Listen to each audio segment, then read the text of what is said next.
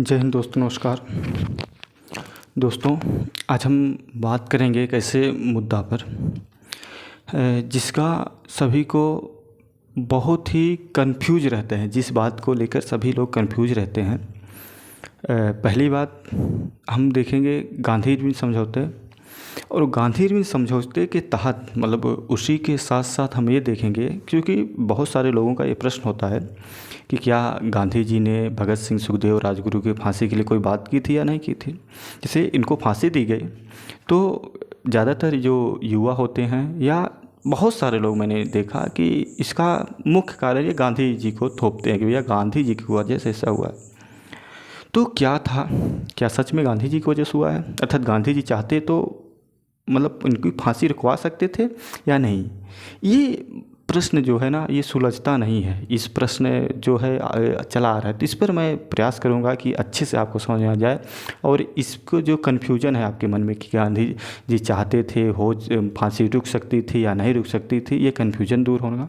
दूसरी बात हम करेंगे, गांधी इरविन समझौते के तहत किन मुद्दों पर गांधी इरविन समझौता हुआ था, उसके कारण क्या थे, गांधी इरविन समझौता होने का कारण क्या था, और किन मुद्दों पर बात हुई थी। क्योंकि गांधी इरविन आमने सामने थे, तो किस मुद्दे पर अर्थात चर्चा क्या थी, किस पॉइंट पर ये गांधी जी ने बात किया और किस पॉइंट पर इरविन ने बात किया। उस समय इरविन जो है भारत का वायसराय था। देखिए, हम देखते हैं गांधी इरविन समझौता।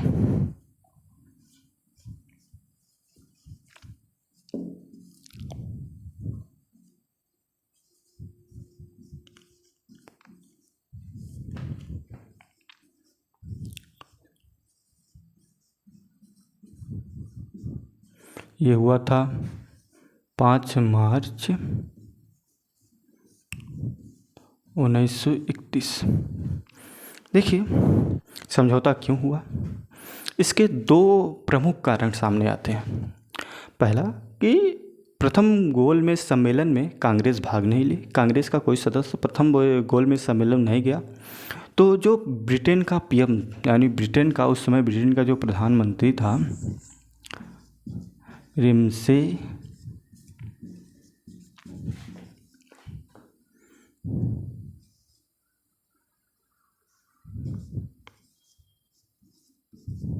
मैकडोनाल्ड, ये उस समय ब्रिटेन के प्रधानमंत्री थे। तो ये भारत में इरविन से बात किया और इरविन से बोले कि भाई देखो, किसी भी तरीके से, चाहे जिस तरीके से, अब चाहे जिसका मतलब ये है कि गांधी जी जिस बात पर सहमत हों। जैसे कोई व्यक्ति बात करना चाहे किसी से, तो वो कहता है ना, चलिए ठीक है, किस बात पे मानेंगे, उसी बात को आपकी मानते हैं, उसके बाद आप हमारा ये काम कर दीजिए।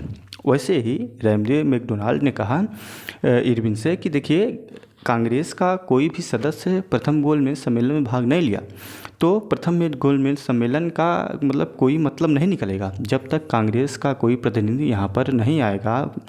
तो उस समय मतलब तब तक कोई प्रथम गोलमेज सम्मेलन का कोई मतलब नहीं है।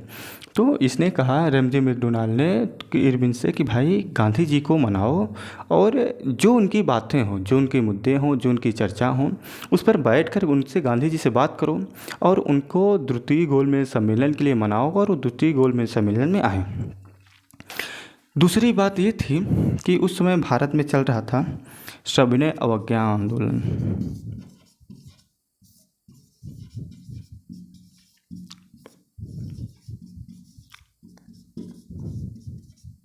इस आंदोलन से इरविन बहुत घबरा रहा था। इरविन चाहता था कि सविनय अवज्ञा आंदोलन तुरंत बंद किया जाए, और गांधी जी को तुरंत ये बोला गया कि भाई सविनय अवज्ञा आंदोलन के तहत गांधी जी को जेल में रखा गया, और उसके बाद गांधी जी को जेल से निकाला गया कि भाई गांधी जी और इरविन आमने सामने बैठ के बात करें। सविनय अवज्ञा आंदोलन बहुत ही ज़्यादा तेज यानी उग्र होता चला जा रहा था। ये ब्रिटिश शासन के लिए मतलब खतरा साबित हो सकता था। ये सोचकर भाई इरविन बहुत घबराया। इरविन कहा कि भाई देखिए, आंदोलन तुरंत रुकना चाहिए, इसके लिए हम गांधी से बात करने के लिए तैयार हैं। तो 5 मार्च 1931 को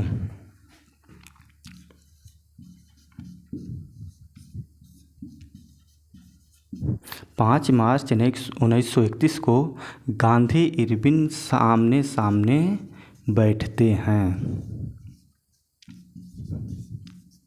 गांधी इरविन आमने सामने बैठते हैं और कुछ बातें गांधी जी की तरफ से होती हैं, कुछ बातें इरविन की तरफ से होती हैं, जिसे हम गांधी इरविन समझौता कहते हैं। ठीक, इसी को हम गांधी इरविन समझौता कहते हैं।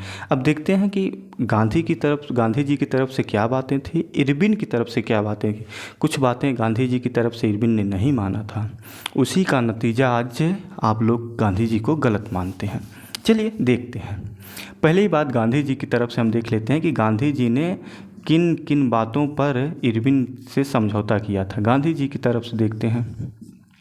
गांधी जी ने सबसे पहला पॉइंट बोला था कि भाई हिंसा के कैदियों को छोड़कर, हिंसा के कैदियों को छोड़कर राजनैतिक कैदियों को रिहा किया जाए।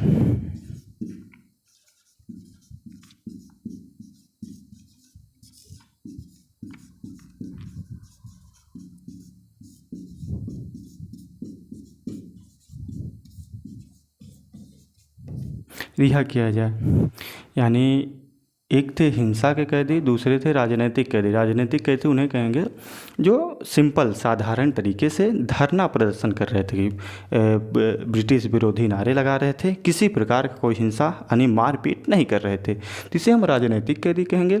और जो हिंसा यानी मारपीट बमबारी के तहत अंदर गए हैं उसे हम हिंसा कहेंगे।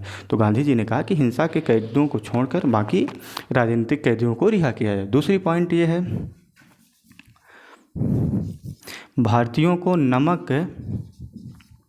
समुद्र के किनारे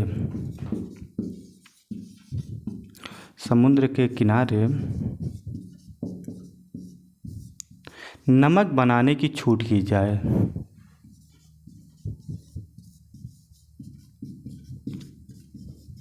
बनाने की छूट हो, ये दूसरा पॉइंट था। क्योंकि नमक पर अंग्रेज़ों ने बहुत ज़्यादा कर लगा दिया था और टैक्स बहुत ज़्यादा वसूलते थे नमक से, तो इसलिए नमक कर कानून बना था, तो गांधी जी ने तोड़ दिया था।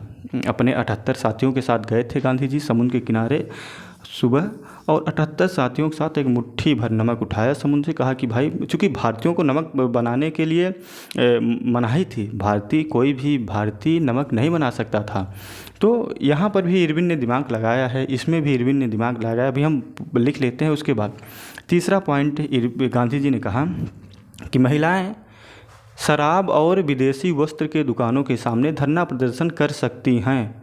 क्योंकि पहले क्या था कि शराब के दुकानों के सामने धरना प्रदर्शन करेंगी तो शराब नहीं बिकेगी, विदेशी वस्त्रों के सामने धरना प्रदर्शन करेंगे उनका विदेशी जो है वस्त्र नहीं बिकेगा, तो भाई उनका लॉस होगा ऑलरेडी। तो गांधी जी ने ये बात कहा। हालांकि इसमें मतलब आप समझ लीजिए, अभी हम बता रहे हैं, महिलाएं शराब और विदेशी वस्त्र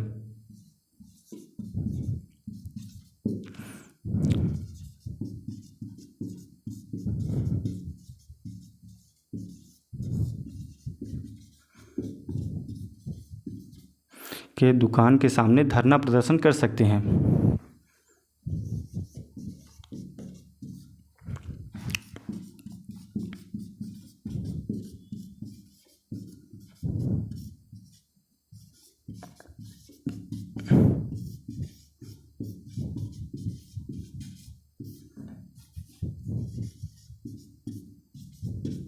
इरविन मान गया, ठीक है।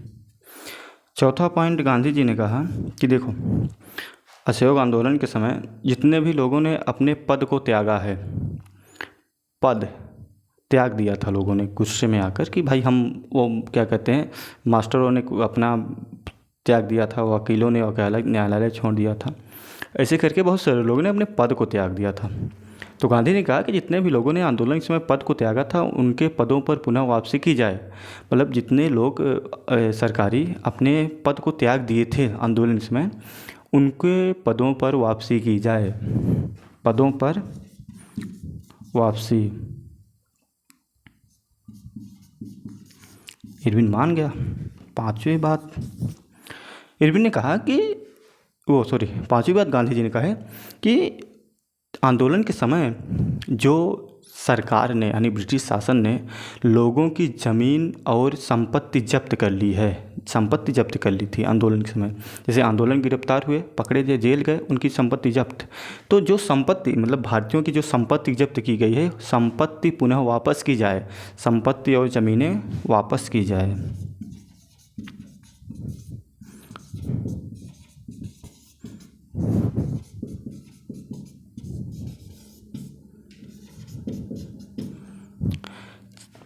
छठा पॉइंट भी देख लीजिए। पुलिस जो ज़बरदस्ती कर रही थी, अर्थात ज़बरदस्ती किसी को भी उठा ले, किसी को भी मार पीट कर दे, और पुलिस की ज़बरदस्ती की जांच जो है, जाति कहते हैं, जाति, पुलिस की जातियों की जांच जो होती है उसको गांधी ने कहा, लेकिन इरविन ने कहा कि नहीं, पुलिस की जातियों की जांच नहीं होगी। इस बात को इरविन ने नहीं माना। अब इसको एक बार फिर से देखते हैं और समझते हैं। गांधी जी ने कहा कि हिंसा के कैदियों को छोड़कर राजनीतिक कैदियों को रिहा किया जाए। अब हिंसा के कैदी में आते हैं भैया 3 लोग, भगत सिंह, राजगुरु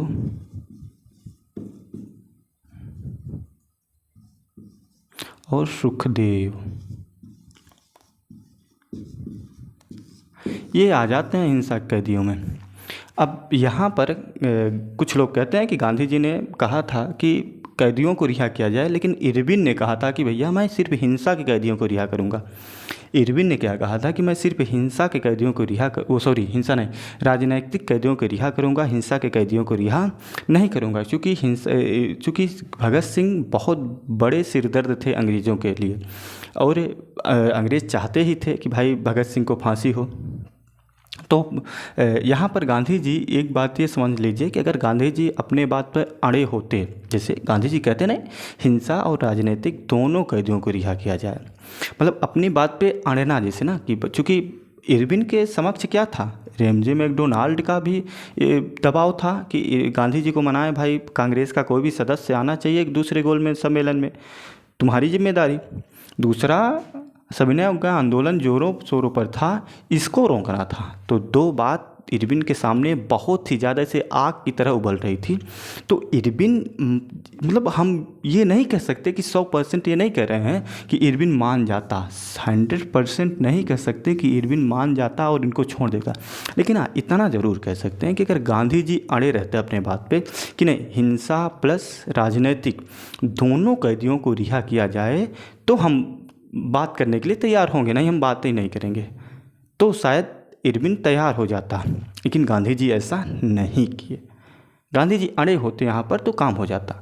बस अब शायद आपका प्रश्न जो है उसका उत्तर मिल गया हो कि गांधी जी ने कहा था या नहीं कहा, गांधी जी चाहते थे या नहीं चाहते थे। दूसरी बात हम देखते हैं इधर इस तरफ, जो ये तो थी गांधी जी के समक्ष रखी गई बातें। गांधी जी ने इरविन के पास समक्ष अपनी बातें रखी थी। अब इरविन ने भी तो गांधी के पास अपनी बातें रखेगा, क्योंकि 2 लोग आमने सामने हैं, तो भाई तुम्हारी बात हम सुने और हम माने, हमारी बात तुम सुनो और मानो। दूसरी समुद्र के किनारे नमक बनाने की छूट दी जाए भारतीयों को। इसमें इरविन ने चालाकी ये की कि इरविन ने कहा कि हम छूट तो दे रहे हैं, चलिए हम छूट देंगे, लेकिन कुछ शर्त पर। शर्त ये है कि जितने लोग समुद्र के किनारे बसे हुए हैं, अर्थात जिनका घर समुद्र के किनारे है, सिर्फ वही व्यक्ति नमक बना सकते हैं समुद्र से, अन्यथा कोई नहीं। तो गांधी जी ने कहा चलिए भाई, थोड़ा बहुत तो हमें रियायत मिली, थोड़ा बहुत हमें छूट मिली। तो गांधी जी इस बात पर मान गए। यहाँ भी कहते हैं नहीं, नमक पूरी तरह से कानून नष्ट किया जाए तो शायद नष्ट कर देता, लेकिन हालांकि गांधी जी को ही पूरी तरह से हम बुरा ठहराएं, गांधी जी पर ही प्रेशर डालें, इतना भी मतलब ये भी बात नहीं होनी चाहिए। तो और ये शराब और विदेशी वस्तुओं की दुकान के सामने धरना प्रदर्शन मान गया था। पदों की वापसी ये भी मान गया था। संपत्ति व ज़मीन की वापसी ये भी इरविन मान गया था। आइए देखते हैं कि इरविन ने क्या कहा था, जो कि गांधी जी को मानना था। इरविन ने सबसे पहले ये कहा था कि भाई द्वितीय गोल, इरविन की तरफ से इरविन ने कहा था पहली बात कि दूसरे गोल में सम्मेलन में, जो द्वितीय गोल में सम्मेलन है,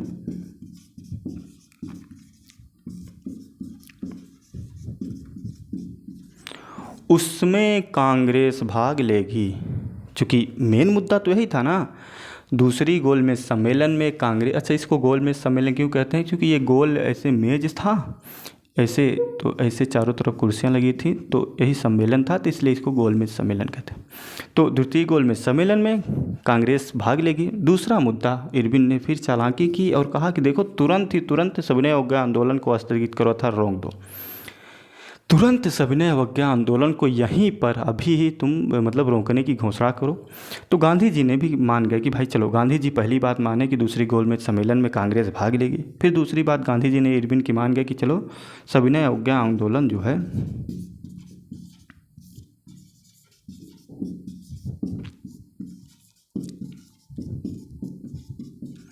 इसको क्या करते हैं, बंद करते हैं। तीसरी बात इरविन ने कहा, इधर वाली पॉइंट, शराब और विदेशी वस्त्रों के दुकान के सामने धरना प्रदर्शन नहीं कर सकते। इधर इरविन माना था ये बात, लेकिन यहाँ क्या कह रहा है कि महिलाएं या कोई भी भारतीय व्यक्ति विदेशी वस्त्रों के दुकान के सामने धरना प्रदर्शन नहीं करेगा। ये इरविन कह रहा है, यहाँ तो मान रहा है, लेकिन ये कह रहा है कि कोई भी भारतीय विदेशी वस्त्रों के दुकान के सामने धरना प्रदर्शन नहीं करेगा, क्योंकि भाई उनका जो विदेशी वस्त्र है वो बहुत क्या कहते हैं, बिक्री भारत में बहुत ज़्यादा थी उसकी, और जब धरना प्रदर्शन करने लगेंगे तो बिक्री नहीं हो जाएगी, तो उनका भाई लॉस होगा। तो इरविन ने कहा कि भाई विदेशी वस्त्रों के दुकान के सामने कोई भी व्यक्ति धरना प्रदर्शन नहीं करेगा, ये जाके लोगों को समझाओ, गांधी से कह रहा है। और गांधी जी ये भी मान गए। चौथी बात कह रहे हैं इरविन, और लास्ट बात इरविन ने कहा कि देखो, पुलिस की जो जातियों की जांच है, तुम कह रहे हो बार बार भाई, गांधी कह रहे हैं कि पुलिस की जातियों की जांच की जाए, तो ये पुलिस की जातियों की जांच की मांग बंद कर दो। और गांधी जी भी मान गए कि चलिए पुलिस की जातियों की जो जांच की मांग है उसको बंद करते हैं। तो ये था गांधी इरविन समझौता। कुछ बातों पर गांधी जी माने थे और कुछ बात गांधी जी की इरविन ने माना था, और कुछ बात इरविन की गांधी जी माने थे। और इसी के तहत दूसरे गोलमेज सम्मेलन में गांधी जी मतलब कांग्रेस का सदन गांधी जी पहुँचे और दूसरा गोलमेज सम्मेलन सफलतापूर्वक संपन्न हुआ। खैर, ये था गांधी इरविन समझौता, जिसके कुछ प्रमुख मुद्दे हैं गांधी जी की तरफ से और इरविन की तरफ से।